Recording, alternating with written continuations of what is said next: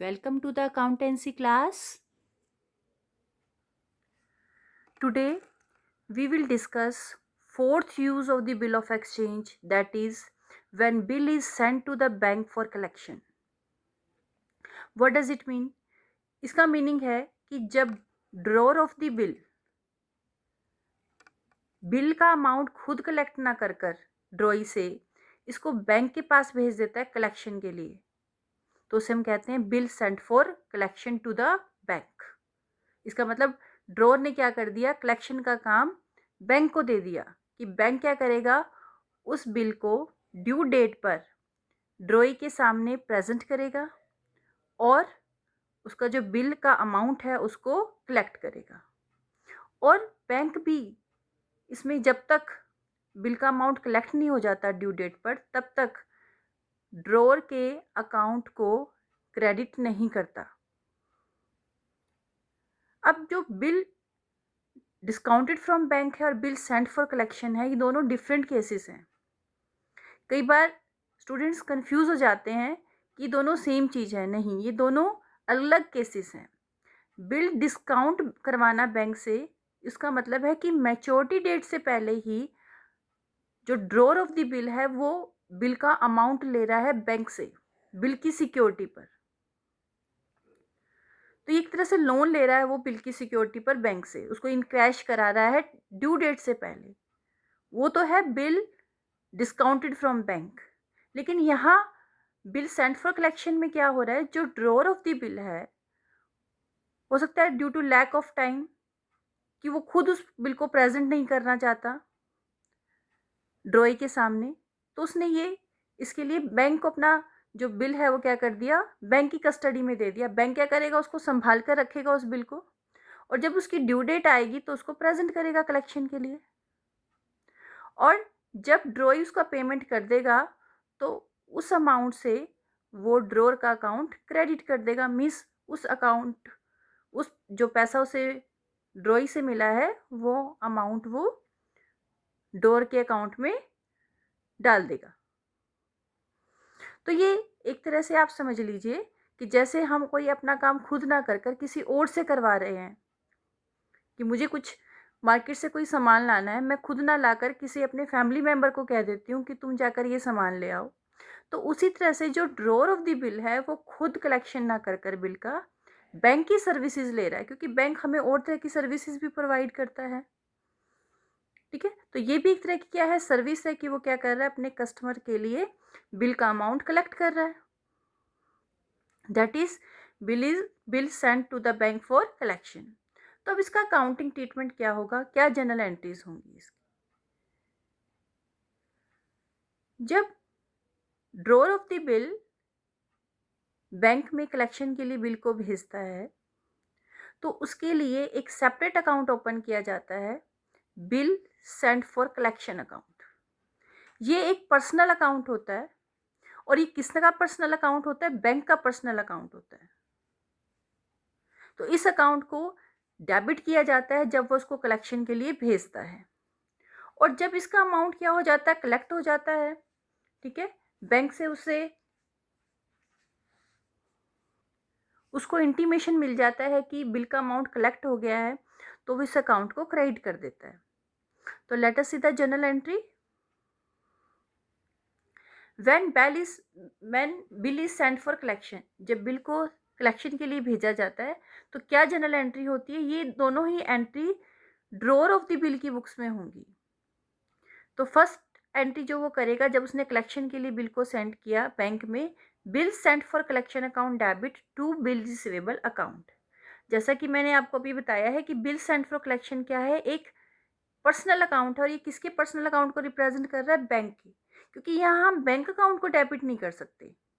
Bank account को debit करने का मतलब है कि ड्रॉर के अकाउंट में, कि बैंक अकाउंट में पैसे आ गए, लेकिन एक्चुअल में तो पैसे अभी नहीं आए। अभी तो वो क्या कर रहा है, अपना जो बिल है वो बैंक की कस्टडी में दे रहा है। ठीक है, तो इसलिए हम यहाँ बैंक अकाउंट को डेबिट नहीं कर सकते, इसलिए हमने एक सेपरेट अकाउंट ओपन किया है, bill sent for collection account. और ये क्या है, पर्सनल अकाउंट है, तो डेबिट द रिसीवर, बैंक क्या कर रहा है, इस बिल को रिसीव कर रहा है, टू बिल रिसीवेबल अकाउंट। अब क्रेडिट किसको कर दिया हमने, बिल रिसीवेबल अकाउंट को। क्योंकि जो ड्रॉर ऑफ द बिल है उसके लिए बिल चला गया उसके हाथ से, कहाँ चला गया, बैंक के पास चला गया, credit what goes out. Bill receivable क्या होता है, रियल अकाउंट होता है, तो debit what comes in, credit what goes out. तो हमने इसको क्रेडिट कर दिया क्योंकि इसके हाथ से चला गया, किसके पास चला गया, बैंक के पास चला गया। नरेशन होगी bill receivable sent to bank for collection. ये तो एंट्री हुई जब बिल को कलेक्शन के लिए भेजा गया बैंक में। अब जब ड्यू डेट आएगी तब बैंक क्या करेगा, इसका अमाउंट कलेक्ट करेगा। और जब अमाउंट कलेक्ट कर लेता है वो, कलेक्शन के लिए क्या करना होगा, उसे बिल को प्रेजेंट करेगा। वो किसके सामने प्रेजेंट करेगा, ड्रॉई के सामने। और अगर ड्रॉई पेमेंट कर देता है उसका, ठीक है, तो इसके बारे में जो इन्फॉर्मेशन है, इंटीमेशन भेजेगा किसको, ड्रॉर के पास, कि बिल का अमाउंट कलेक्ट हो गया। और इस अमाउंट को वो उस कस्टमर के अकाउंट में, मीन्स ड्रॉर के अकाउंट में क्रेडिट कर देगा। तो अब ड्रॉर अपनी बुक्स में क्या एंट्री करेगा, क्या जनरल एंट्री करेगा, उसका बैंक बैलेंस इंक्रीज हो गया, बैंक अकाउंट डेबिट, ठीक है, क्योंकि इसका बैंक का बैलेंस क्या हो गया, इंक्रीज हो गया, तो बैंक अकाउंट को वो डेबिट कर देगा, debit the receiver. To bill send for collection account, अब इस अकाउंट को वो क्रेडिट कर रहा है, क्यों, क्योंकि ये किसका पर्सनल अकाउंट है, बैंक का पर्सनल अकाउंट है। ये पैसे उसे कौन दे रहा है, बैंक दे रहा है, क्योंकि बैंक के पास वो पैसे आए कलेक्शन करके, तो बैंक क्या कर रहा है, उसे पैसे दे रहा है, क्रेडिट द गिवर, तो उसने इसको क्या कर दिया, क्रेडिट कर दिया। ठीक है, नरेशन हम लिखेंगे बिल कलेक्टेड बाय बैंक। तो इस तरह से ड्रॉर ऑफ द बिल की बुक्स में ये दो एंट्रीज हम करेंगे, जब कलेक्शन के लिए वो बिल को बैंक के पास भेजता है और जब बिल का अमाउंट कलेक्ट हो जाता है। बट ड्रॉई की बुक में इसके रिगार्डिंग कोई जनरल एंट्री नहीं होगी, क्योंकि इसमें ड्रॉई का कोई रोल नहीं है। उसने तो अपना टाइम पर क्या करना है, ड्यू डेट पर पेमेंट करना है, जो भी बिल को प्रेजेंट करेगा उसको वो क्या कर देगा, पेमेंट कर देगा। तो इसलिए जो ड्रॉई है उसकी बुक में वही एंट्रीज होंगी जो हम करते हैं आए हैं, सेल परचेज की एंट्री, बिल को एक्सेप्ट करने की एंट्री और बिल को पेमेंट करने की entry. Now let us solve practical question based on bill sent to bank for collection. तो let us read the question first. On 1 October 2018 X sale goods to Y, X ने Y को goods sale की ₹4 20,000 rupees के लिए। X retains the bill till due date, due date तक X ने bill अपने पास रखा और ड्यू डेट पर sends the bill to the banker for collection. यहाँ बैंकर का मतलब है बैंक, तो उसने ड्यू डेट पर क्या कर दिया, वो बिल बैंकर के पास भेज दिया। मीन्स वो खुद कलेक्शन नहीं करना चाहता, वो बैंक की सर्विसेज लेना चाहता है कलेक्शन के लिए, तो उसने उसको बैंक के पास भेज दिया कलेक्शन के लिए। In due course x receives the information from bank that the bill has been duly met। उसके बाद एक्स को इंफॉर्मेशन रिसीव हुई बैंक से कि बिल का अमाउंट क्या हो गया है, कलेक्ट हो गया। Pass journal entry in the books of X and Y. अब हमें एक्स और वाई की बुक्स में जनरल एंट्री करके दिखानी है। तो let us solve the question. First of all we will prepare the journal of X. तो first of all draw the format, date, particulars, LF, debit amount rupees, credit amount rupees. So our first entry will be कि X sold goods to Y, X ने Y को goods cell की। अब ये goods कब cell हुई है, 2018 अक्टूबर 1 को। तो हम फर्स्ट एंट्री करेंगे goods को सेल करने की। जनरल एंट्री क्या बनेगी, Y debit to sales account. कितने अमाउंट की गुड्स सेल हुई हैं, 20,000 रुपीज़ की। नरेशन लिखेंगे हम, नरेशन हो जाएगी goods sold to Y on credit. After selling the goods what happened, X ने एक बिल लिखा वाई के ऊपर और वाई ने उसे एक्सेप्ट कर लिया। So on that date, same date को ही बिल ड्रॉ किया है और एक्सेप्ट हुआ है। तो जब उस एक्स को एक्सेप्टेंस रिसीव हुई वाई की, तो जनरल एंट्री क्या होगी? Bills receivable account debit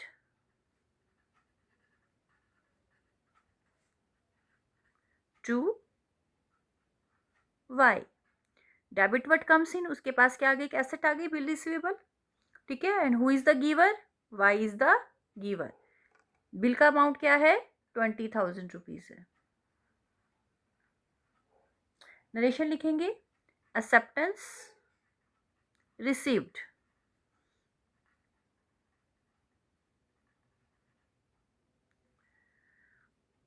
okay. After that third entry, अब उसने क्या किया? ड्यू डेट को इसको बैंक के पास भेज दिया कलेक्शन के लिए। तो ड्यू डेट को कलेक्शन के लिए भेजा है, तो due date first of all हम कैलकुलेट करेंगे। तो ये बिल हमने ड्रॉ किया था अक्टूबर 1 को, और इसके लिए कितना टाइम अलाउ किया गया है? इसके लिए टाइम अलाउ किया गया 2 मंथ्स। तो अक्टूबर 1 के बाद 2 मंथ्स कब पूरे होंगे? नवंबर 1, दिसंबर 1, ओके। अब दिसंबर 1 तक पहुंच गए हम, 3 डेज ऑफ ग्रेस ऐड करेंगे, 2 दिसंबर, 3 दिसंबर, 4 दिसंबर। तो हमारी ड्यू डेट क्या हुई? 4 दिसंबर। तो दिसंबर 4 को एक्स ने क्या किया? इसे बैंक में भेज दिया कलेक्शन के लिए। तो हम जनरल एंट्री करेंगे, bill sent for collection account debit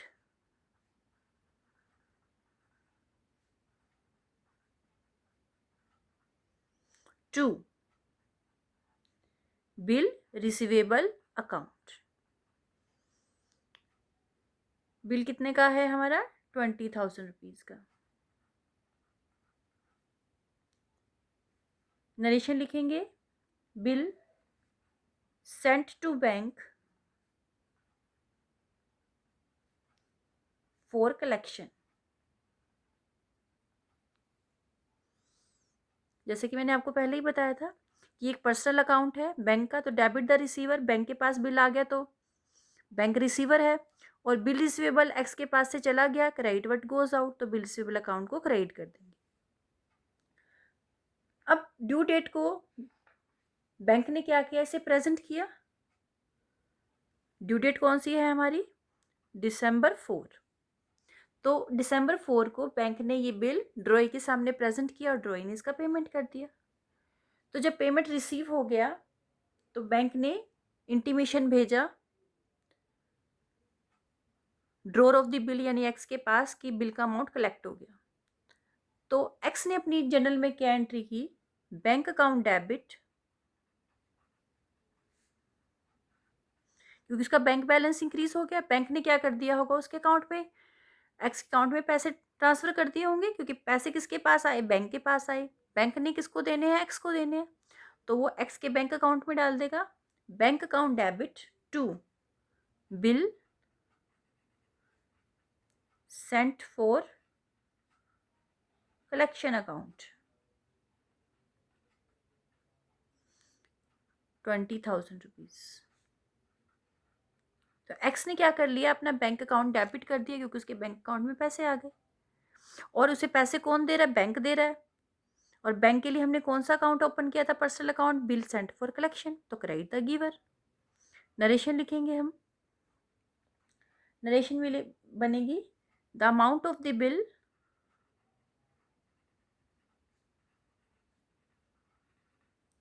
collected by the bank।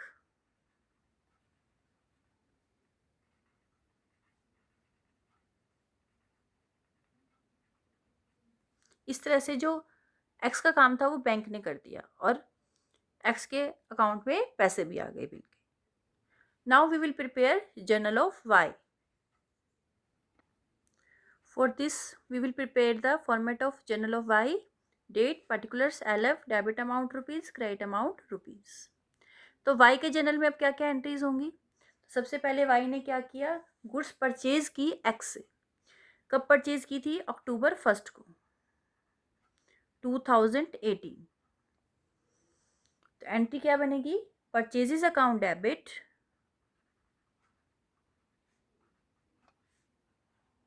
किससे परचेज की है? To X. कितने अमाउंट की गुड्स परचेज की? 20,000 की। परचेज्ड, नरेशन लिखेंगे, purchase goods on credit from X. Goods purchase हो गई। उसके बाद वाई ने क्या किया? एक बिल एक्सेप्ट किया सेम डेट को ही, अक्टूबर 1 को। X debit to bills payable account. 20,000 का उसने एक बिल एक्सेप्ट कर लिया जो एक्स ने ड्रॉ किया था वाई के ऊपर। Acceptance given.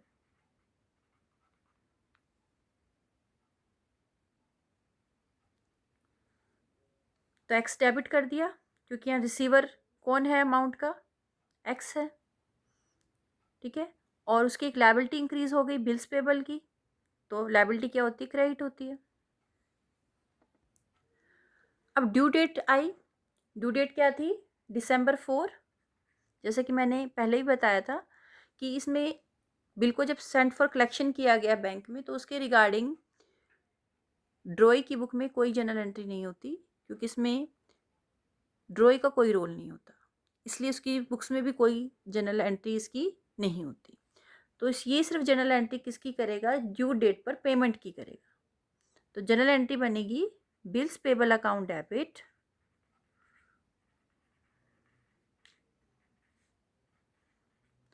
To bank. उसने क्या कर दिया? ड्यू डेट पर पेमेंट कर दिया।